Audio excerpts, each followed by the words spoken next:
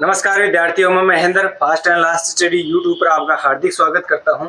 आज हम भारत को हिंदू राष्ट्र क्यों कहा जाता था उसके पीछे के कारणों के बारे में जानेंगे, जिसमें हमने सिंधु घाटी सभ्यता है उसके स्थलों के बारे में पढ़ लिया है, जिससे भी हमें कुछ हद तक पता चला है कि जो हिंदू राष्ट्र क्यों कहा जाता था भारत को।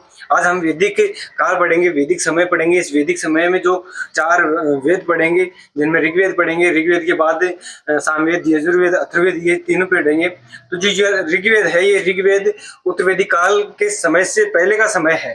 तो जो वैदिक काल है, वैदिक काल का समय देख लेते हैं 1500 ईसा पूर्व, यानी ईसा मसीह के जन्म वर्ष से पहले का जो वर्ष है, पहले की जो सन है, उन्हें ईसा पूर्व कहा जाता है। तो 1500 ईसा पूर्व से लेकर 600 ईसा पूर्व तक का जो समय है, वो समय है वैदिक काल का, वैदिक समय है।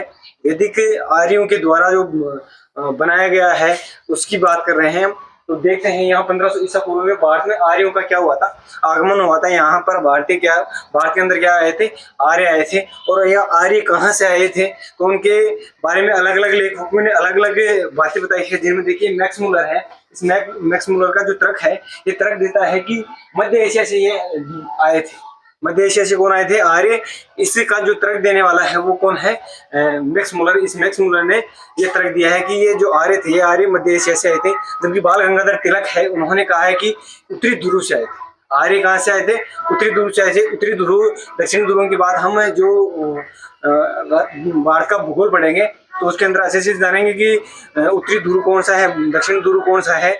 ठीक है, मकर रेखा, कर्क रेखा, भूमध्य रेखा, इन तीनों रेखाओं के बारे में पढ़ेंगे। साथ साथ उत्तरी ध्रुव के बारे में से बताया है। बाल गंगाधर तिलक ने कहाँ से बताया है, उत्तरी ध्रुव से बताया है। अगला जो है वो है स्वामी दयानंद सरस्वती। स्वामी दयानंद सरस्वती ने आर्यों की उत्पत्ति का जो स्रोत बताया है, उत्पत्ति का जो स्थान बताया है, वो बताया है तिब्बत में। तो तिब्बत भी पहले भारत का हिस्सा हुआ करता था।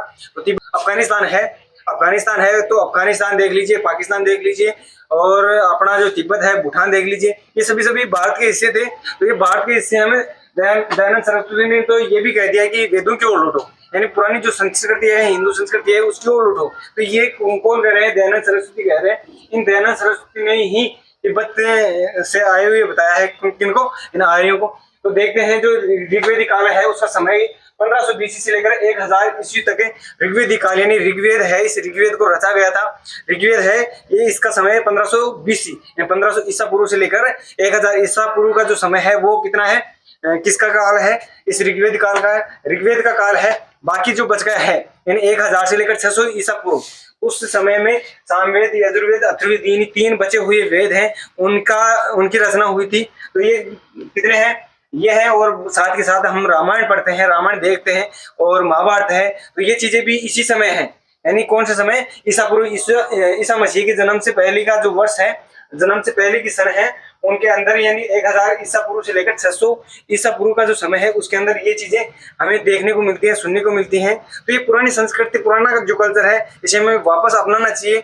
हम वर्तमान समय में दूसरी जो संस्कृति है उसके पीछे, तो हमें उस संस्कृति को छोड़ना चाहिए और ये संस्कृति वापस अपनानी चाहिए। आगे देखते हैं, हमारा देश है, हमारे देश का सबसे प्राचीन नाम है वो आर्यवर्त है। आर्यवर्त क्यों पड़ा, क्योंकि ये आर्य आए थे और आर्यों ने ही इन वेदों की रचना की है। आर्यों ने क्या किया है, वेद लिखे हैं, ऋग्वेद है, सामवेद, अथर्ववेद है, यजुर्वेद है। तो ये चारों वेद किन्होंने लिखे हैं, आर्यों ने लिखे हैं, इसलिए इसको आर्यों का देश कहा है। इस आर्य वैदिक शब्द है, यानी वेद है, इस वैदिक काल की बात कर रहे हैं। तो वैदिक शब्द वेद से बना है, अर्थ इसका ज्ञान होता है। आर्यवर्त का मतलब हो गया कि श्रेष्ठ ऋषि, यानी उस समय के जो ऋषि मुनि हुआ करते थे वो कौन थे, आर्य तो थे। तो आर्य हैं, उन आर्यों को क्या बताया है, श्रेष्ठ ऋषि बताए हैं।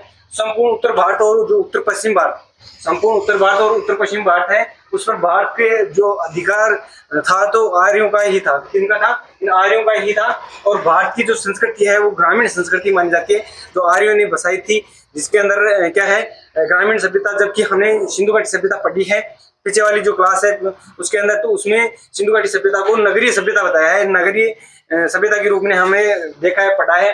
ये जो संस्कृति है वो कौन सी, ग्रामीण संस्कृति है। जबकि हमने जो सिंधु घाटी सभ्यता पढ़ी थी उसमें जो प्रधान, यानी जो परिवार था, इस परिवार की जो प्रधान व्यक्ति होता था वो महिला हुआ करती थी।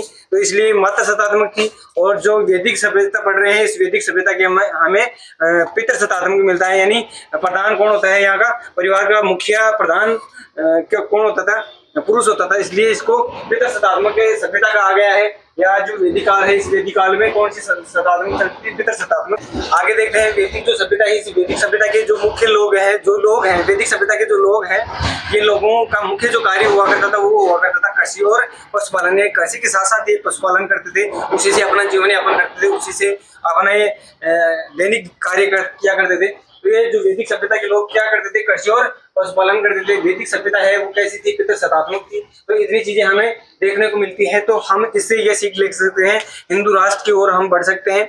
हिंदुस्तान हमें चारों ओर से जो बांधे रखाता है, ये हमारी संस्कृति, इस संस्कृति को हमें जोड़े रखना चाहिए और इसी संस्कृति के अनुसार चलना चाहिए। दयानंद सरस्वती के जो कथन है उनकी ओर ध्यान देना चाहिए कि वेदों की ओर लौटो, वेदों में जो 4 वेद हैं उनकी ओर लौटो, उनमें जो श्लोक दे रखे हैं उन श्लोकों के बड़े बड़े अर्थ दे रखे हैं और उन्हीं जो भाषा लिखी हुई है वो संस्कृत की लिखी हुई है, तो संस्कृत भाषा पर हमें जोर देना चाहिए और उन श्लोकों से हमें बहुत बड़ी सीख लेनी चाहिए। जैसे हम देखेंगे अगला है ऋग्वेदिक, यानी ऋग्वेद है। इस ऋग्वेद की हम आज की क्लास में ऋग्वेद देखेंगे, अगली जो क्लास होगी उसमें सामवेद, यजुर्वेद, अथर्ववेद, रामायण, महाभारत की बात करेंगे। तो यहाँ देखिए ऋग्वेद, इस ऋग्वेद का समय मैंने बता दिया कि 1500 ईसा पूर्व से लेकर 1000 ईसा पूर्व, यानी 500 वर्षों का जो काल है वो किसका समय है, तो ऋग्वेदी काल है। इसमें क्या है कि सभी जो वेद हैं उन सभी वेदों में सबसे प्राचीन वेद माना जाता है, यानी सभी जितने भी वेद बने हैं, जितने वेद कितने हैं 4, तो इन 4 वेदों में सबसे जो पुराना वेद है तो वो कौन सा, ऋग्वेद है। इसके अंदर 10 मंडल दे रखे हैं। 10 मंडल थे, ये व्यवस्थित रूप से लिखे हुए नहीं थे, ये आगे पीछे थे, लेकिन इनको जब उत्तरवेदी काल आया, उत्तरवेदी काल का मतलब सामवेद, यजुर्वेद, अथर्ववेद का समय आया, उस समय इसको सुव्यवस्थित किया गया था, जिनके द्वारा, यानी उत्तरवेदी काल के अंदर महर्षि वेदव्यास है, इन वेदव्यास ने क्या किया था, इनका संकलन किया था, इनको सुव्यवस्थित किया था। तो ये 10 मंडल हैं। एक 10वें मंडल है, उस 10वें मंडल को ऋषि महासुत के द्वारा है, उसके द्वारा लिखा गया था। उसके द्वारा जो मनुष्य है, इस मनुष्य के 4 वर्ण बताए हैं, यानी मनुष्य को काम के आधार पर बांटा गया है कि जो ब्रह्मा जी है, ब्रह्मा जी, हम रामायण पढ़ेंगे तो रामायण में भी राम भी ब्रह्मा जी के अवतार थे, तो उन ब्रह्मा जी है, इन ब्रह्माओं ने मनुष्य के 4 वर्ण बताए हैं, 4 वर्णों में बांटा था मनुष्य को। तो पहला जो वर्ण है वो ब्राह्मण में बांटा था, यानी जिस ब्रह्मा देवता है, इन ब्रह्मा ने क्या किया है, अपना जो मस्तिष्क है, इस मस्तिष्क से इस ब्राह्मण को रचा है। ठीक है, तो ब्राह्मण है, ये ब्राह्मण क्या करता था, अपना मस्तिष्क से कार्य करके, जैसे किसी को पंडिताई कर ली, किसी को ज्ञान दे दिया, तो ये चीजें देकर ही क्या करता था, अपना जीवन यापन कर लेता था। अगला जो है, इसी ब्रह्मा के द्वारा, जो ब्रह्मा है, इस ब्रह्मा की जो बाएं हैं, उन बाहों से जो उत्पन्न या उनसे रचा गया जो व्यक्ति था, उसे क्षत्रिय कहा गया है। क्षत्रिय का मतलब हो गया कि जो व्यक्ति मतलब समाज की रक्षा कर दे या जो देश की रक्षा कर दे, वैसे लोगों को क्षत्रिय कहा जाता है। जैसे राजपूत थे, अपने राजस्थान का है, इस राजस्थान के अंदर राजपूत लोगों का प्रभुत्व ज्यादा रहा है, ज्यादा संख्या में उन्होंने अपनी मतलब देश के लिए कुछ किया है, देश की रक्षा की है। तो जो क्षत्रिय होते हैं वो क्षत्रिय क्या होते हैं, जो सैनिक हैं अब वर्तमान समय के, तो ये क्या है, सभी के सभी रक्षा करने वाले हैं। तो रक्षा करने वालों को क्या कहा है, क्षत्रिय वर्ग में रखा है। अगला है इसके अंदर तीसरा, जिसमें वैश्य है। वैश्य यानी ब्रह्मा के जो पेट है, इस पेट से रचा गया व्यक्ति, यानी ब्रह्मा के पेट से रचा गया व्यक्ति क्या कहा जाता है, उसे वैश्य कहा जाता है। जैसे बाणे बणी हो गई, ठीक है, जैसे अग्रवाल समाज है, तो ये क्या करता है कि अपने मतलब बैठे बैठे अपने ज्ञान से क्या करता है, अपने व्यापार से ही क्या कर सकता है, अपना पेट या अपना जीवन यापन कर लेता है। ऐसे इसको रचा गया था। एक अंतिम बचा है शूद्र को क्या है कि जैसे पैरों से, शूद्र को ब्राह्मण है, इस ब्राह्मण के यानी ब्रह्मा जी हैं, उन्होंने अपने पैरों से इनको रचा है। जैसे कि अपना मजदूरी करके लाना या अपने क्या करना और मजदूरी करके लाना, कृषि कर लेना, ये सभी क्या है, शूद्र है। तो ये शूद्र सबसे छोटी, मतलब हम आज कास्ट में बांटते हैं, लेकिन होना नहीं चाहिए कि कास्ट वगैरह चीज नहीं होनी चाहिए। ठीक है, तो यहाँ देख लीजिए कि ये जो चीजें हैं, यानी इन्होंने बांटा है, तो भगवान ने बांटा है, तो इस भगवान ने भी, ब्रह्मा ने भी अपने अलग अलग काम बताए, फिर भी ये इतना कुछ कहा जाने के बाद भी फिर भी ये कहा है उन्होंने कि जिसका जैसा काम होगा, जिसका जिस प्रकार का कार्य होगा, वह उसी वर्ग का होगा। अगर देख लीजिए कि कोई व्यक्ति है, जैसे कोई शूद्र व्यक्ति है, उन्होंने अगर अपने मस्तिष्क के अंदर अच्छा सा काम करने लगा तो वो ब्राह्मण हो सकता है, ऐसी कोई बात नहीं है। जो कोई राजपूत है और क्षुद्री है वो तलवारबाजी करना जानता है, देश की रक्षा कर देता है तो वो क्षत्रिय है। तो ऐसे कहा गया है कि जैसा जिसका कार्य होगा वह उसी वर्ण का मान लिया जाएगा।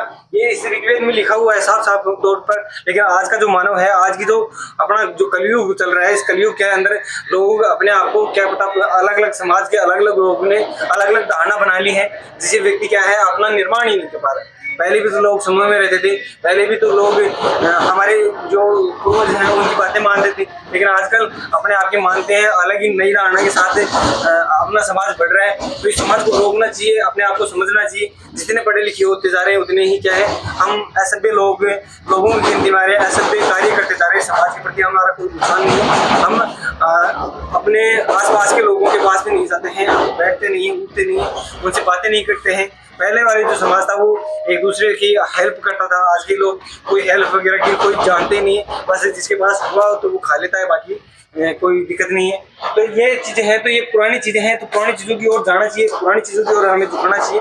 ये चीजें हैं। में सरस्वती नदी है, इसको सबसे पवित्र नदी माना गया है, जबकि प्रसिद्ध नदी है वो सिंधु नदी मानी गई है ऋग्वेद के अंदर। हम बात करें कि जो रुद्र शब्द है, इस रुद्र शब्द का ऋग्वेद के अंदर प्रयोग किया गया है। रुद्र का मतलब हो गया कि भगवान शिव, ठीक है। तो शिव की आराधना करते थे। तो रामायण वगैरह का हम काल पढ़ेंगे, उससे पहले शिव की क्या हो गई पृष्ठभूमि है, ठीक है। यानी शिवाजी से लॉर्ड भगवान कहा जाता था। तो ये रुद्र जो शब्द है ये ऋग्वेद से लिया गया है। तो भगवान शिव का यहाँ क्या है वर्णन है, यहाँ चीजें देखने को मिलती है। क्यों? तभी तो आगे जब हम रामायण पढ़ेंगे तो उसके अंदर रावण होगा, तो रावण भी इस शिव भगवान की क्या करेगा, आराधना करेगा, उससे तो अपनी शक्ति प्राप्त करेगा। तो यहाँ देखिए कि जो ये चीजें हैं तो इनकी ओर देखना चाहिए। वह व्यक्ति जो ऋग्वेद को पढ़ता है उसे होत कहा जाता था, होता कहा जाता था। हमें एक चीज छोड़ चुके हैं, यहाँ पे 10 मंडल थे। इस 10 मंडलों का उत्तरवेदी काल में संकलन हुआ है महर्षि दयानंद वेदव्यास के द्वारा। महर्षि वेदव्यास के द्वारा 10वां जो मंडल है, इस 10वां मंडल का 10वें मंडल से पहले देख लेते हैं। 10 मंडल है, इस 10 में से जो तीसरा मंडल है, इस तीसरे मंडल के अंदर हमें गायत्री मंत्र है। इस गायत्री मंत्र की रचना मिलती है। गायत्री मंत्र किस लिए गाया जाता है? क्योंकि जो भगवान सूर्य भगवान है, इस सूर्य भगवान के अंदर ओम भूर्भुवस्सुः तत्सवितुर्वरेण्यं भर्गो देवस्य धीमहि धियो यो प्रचोदयात्। तो उसके अंदर तीनों लोक हैं, उन तीनों लोकों की भी क्या की गई है, तीनों लोग हैं, इन तीनों लोगों की व्याख्या की गई है, तीनों लोगों को मनाया गया है। तीनों लोगों के साथ साथ और भी जो चीजें हैं उनके द्वारा सूर्य भगवान है, इस सूर्य भगवान की स्तुति में ये गाया जाता है। सूर्य भगवान से हम डायरेक्ट कनेक्ट हो जाते हैं इससे, जो श्लोक है इससे, इस सूत्र से। तो ऐसे जो संस्कृत है, इस संस्कृत के छोटे से शब्दों के अनेक अर्थ होते हैं, अनेक लंबा अर्थ निकलता है। तो ये चीजें हमें वापस अपनानी चाहिए। तो इसमें जो गायत्री मंत्र है, ये गायत्री मंत्र देवी सावित्री है, इस सावित्री को क्या है समर्पित है और इस्तेमाल सूर्य देव है, इस सूर्य देव के प्रति किया जाता है। तो हमें इस हिंदू साम्राज्य की ओर बढ़ना चाहिए। तो आज की क्लास में इतना ही। आपको अच्छे से समझ में आया होगा कि ये क्लासें जो ये चीजें प्राचीन भारत पढ़ रहे हैं, इस प्राचीन भारत में हमें सिंधु घाटी सभ्यता है जो नष्ट हो चुके थे बाढ़ के कारण, उन स्थलों से हमें पुराने व्यक्तियों के व्यक्तित्व को जानने को मिलता है, पुरानी संस्कृति है, हमें वो चीजें सीखने को मिलती हैं। वैदिक काल है, इस वैदिक काल में भी हमें अलग अलग चीजें, जो पुरानी चीजें हैं वो बेस्ट चीजें लग रही हैं। जो अपना हिंदू है, इसे हिंदुत्व को बांधे रखती है। पुरानी जो संस्कृति है उसको बांधे रखती है, एक दूसरे से मेल मिलाप का एक माध्यम है, अच्छा माध्यम है। तो हमें उन चीजों की ओर बढ़ना चाहिए। अगर क्लासेस समझ में आती हैं और अच्छी लगती हैं तो लाइक शेयर सब्सक्राइब करें। धन्यवाद। जय हिंद, जय भारत।